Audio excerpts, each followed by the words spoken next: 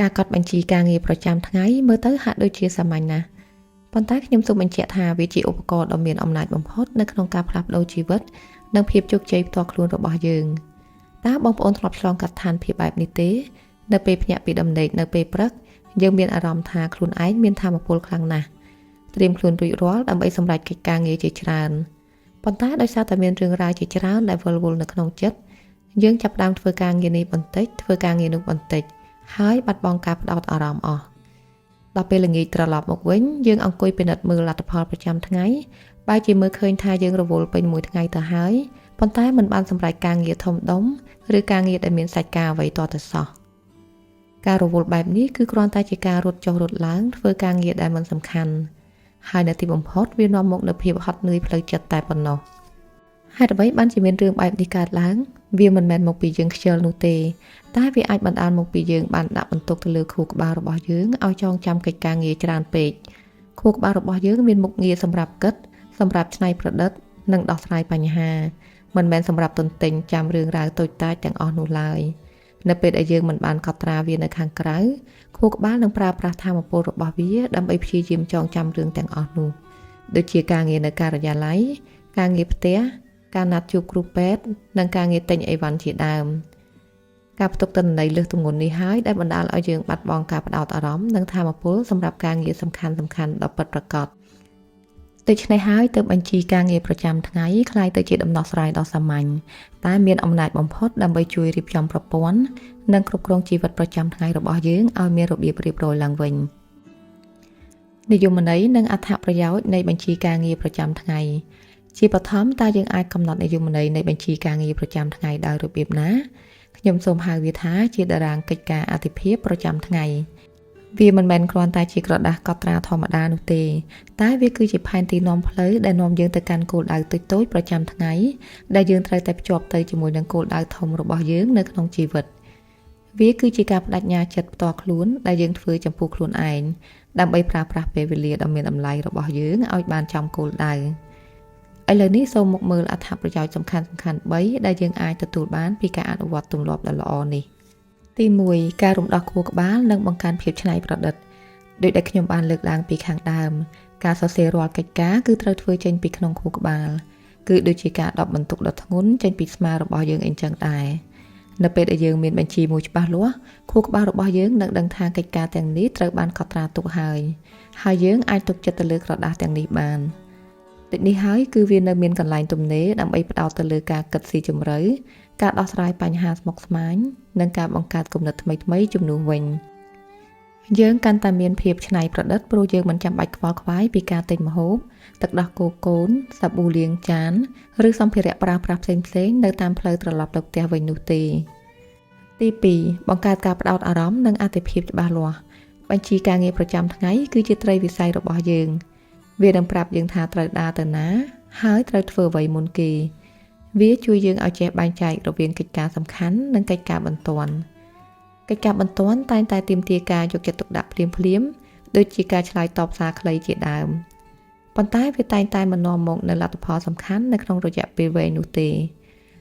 ចំណែកឯកិច្ចការសំខាន់វិញគឺជាកិច្ចការដែលនាំយើងខិតទៅជិតគោលដៅធំរបស់យើងដូចជាការរៀនជំនាញថ្មីជាដើមតាមរយៈការមើលបញ្ជីការងារយើងអាចជ្រើសរើសនិងដឹងខ្លួនថាតើយើងគួរចំណាយថាមពលទៅលើអ្វីដែលជាការគ្រប់គ្រងជីវិតរបស់ខ្លួនឯងដ៏ពិតប្រាកដទី3ផ្ដល់អារម្មណ៍នៃភាពជោគជ័យនិងការលើកទឹកចិត្ត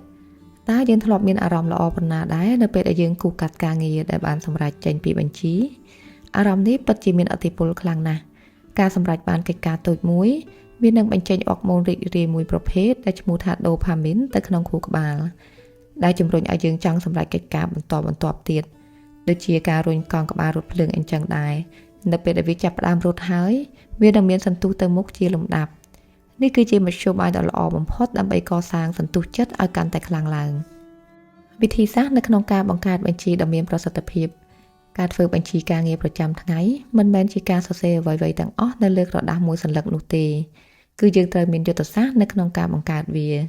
បើសិនជាគ្មានយុទ្ធសាស្ត្រទេបញ្ជីរបស់យើងនឹងក្លាយទៅជាបញ្ជីនៃការបរាជ័យទៅវិញយើងនឹងសិក្សាអំពីវិធីសាស្ត្រសំខាន់ៗ3ដែលយើងអាចយកទៅអនុវត្តទី1គោលការណ៍ 3+5 ការកំណត់អតិភិបទៅតាមចំនួនកំហុសធំរបស់មនុស្សជាច្រើនគឺព្យាយាមដាក់កិច្ចការរហូតដល់10ឬ15នៅក្នុងបញ្ជីនៅក្នុងមួយថ្ងៃនៅពេលដែលយើងមានកិច្ចការច្រើនពេកយើងនឹងមានអារម្មណ៍ថាហត់នឿយនិងបោះបង់គំនិតចោលតាំងពីមិនទាន់ចាប់ផ្ដើមធ្វើផង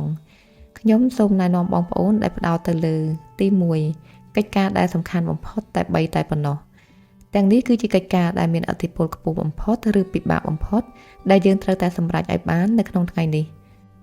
បើទោះបីជាយើងមិនបានសម្រេចកិច្ចការផ្សេងទៀតក៏ដោយក៏យើងត្រូវតែសម្រេចកិច្ចការ3នេះឲ្យខានតែបាននៅក្នុងថ្ងៃនេះឧទាហរណ៍បញ្ចប់ការពិនិត្យឡើងវិញនៅកិច្ចសន្យាធំមួយធ្វើបទបង្ហាញសំខាន់ទៅកាន់អ្នកគ្រប់គ្រងឬបញ្ចប់ការហាត់ប្រាណប្រចាំថ្ងៃ30នាទីកិច្ចការតូចតាច5ទាំងនេះគឺជាកិច្ចការរដ្ឋបាលឬប្រចាំថ្ងៃធម្មតាដែលអាចបំពេញចន្លោះនៅក្នុងពេលសម្រាកឧទាហរណ៍ឆ្លើយតបអ៊ីមែលសំខាន់ទាំងអស់រៀបចំឯកសារសម្រាប់កិច្ចប្រជុំនៅក្នុងថ្ងៃស្អែកបង់វិក័យប័ត្រនានានៅតាមអ៊ីនធឺណិតការកំណត់ត្រឹមតែ8កិច្ចការសរុបគឺជួយឲ្យយើងមានអារម្មណ៍ថាអាចគ្រប់គ្រងបានហើយជារឿយៗយើងតែងតែអាចសម្រេចបានលើសពី8នេះទៀតខចាប់ផ្ដើមរៀបចំនៅពេលល្ងាចភាពជោគជ័យប្រចាំថ្ងៃនីមួយៗគឺវាបានចាប់ផ្ដើមតាំងពីពេលយប់មុន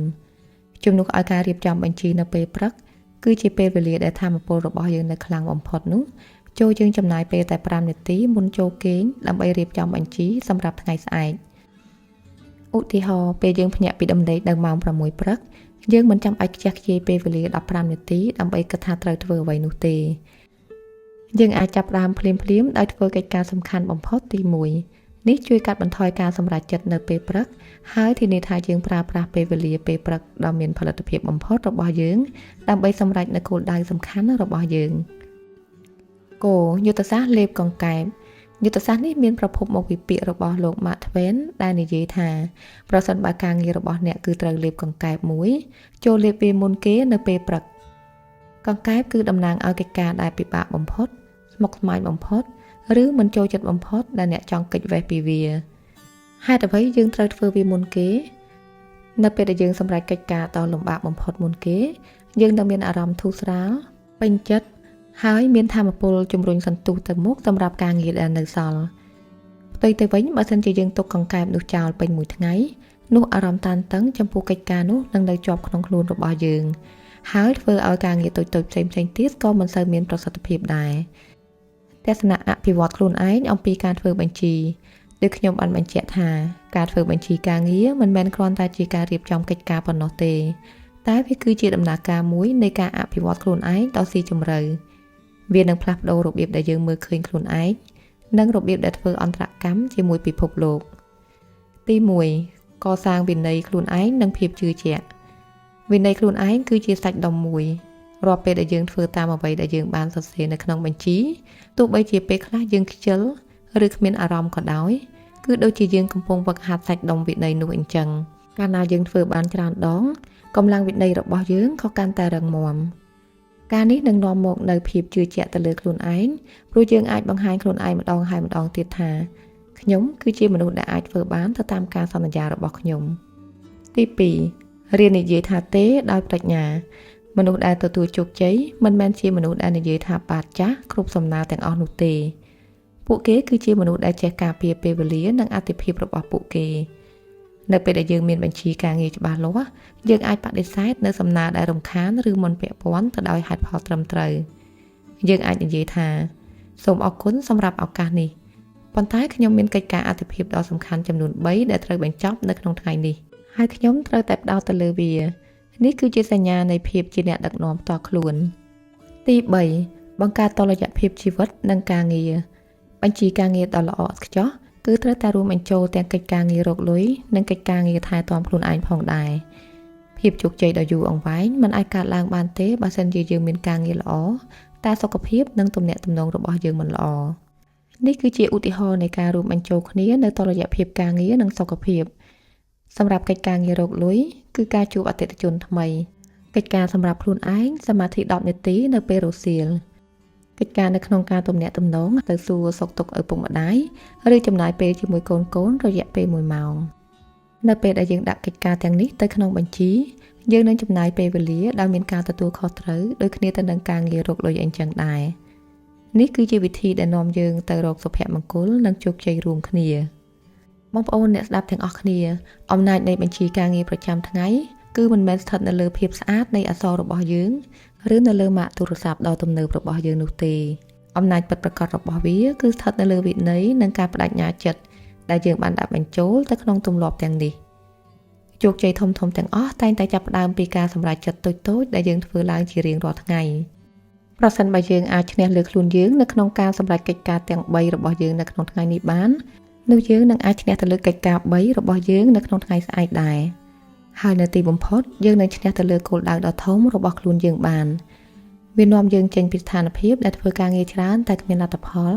ទៅកាន់ស្ថានភាពដែលធ្វើការងារតិចតែមានលទ្ធផលខ្ពស់សូមបងប្អូនអ្នកស្ដាប់ចងចាំនៅចំណុចសំខាន់ទាំងនេះ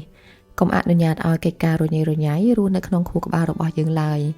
ត្រូវយកកិច្ចការទាំងនោះសរសេរវាចូលទៅក្នុងបញ្ជីការងារប្រចាំថ្ងៃរបស់អ្នកចូលផ្ដោតទៅលើកិច្ចការសំខាន់បំផុតត្រឹម3ឬច្រើនបំផុតត្រឹម5តែប៉ុណ្ណោះនៅក្នុងមួយថ្ងៃចូលរៀបចំផែនការសម្រាប់ថ្ងៃស្អែកនៅពេលយប់នេះតែម្ដងចូលចាប់ផ្ដើមថ្ងៃរបស់អ្នកដោយការលេបកង្កែបជាមុនគេដើម្បីទទួលបានសន្ទុះទៅមុខនិងប្រតិបត្តិភាពការងារពេញមួយថ្ងៃ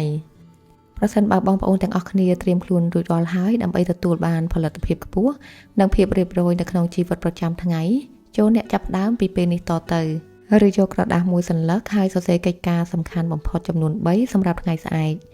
សូមអនុវត្តវាឲ្យបានជាប់លាប់ហើយខ្ញុំជឿជាក់ថាជីវិតរបស់បងប្អូននឹងមានភាពផ្លាស់ប្ដូរយ៉ាងអស្ចារ្យព្រោះបងប្អូនបានចាប់ផ្ដើមគ្រប់គ្រងរាល់ថ្ងៃរបស់ខ្លួនបានហើយសូមអរគុណសម្រាប់ការយកចិត្តទុកដាក់ស្ដាប់និងសូមជូនពរឲ្យបងប្អូនទាំងអស់គ្នាទទួលបានជោគជ័យនៅក្នុងការរៀបចំផែនការនិងសម្រេចរាល់កិច្ចការរបស់ខ្លួន។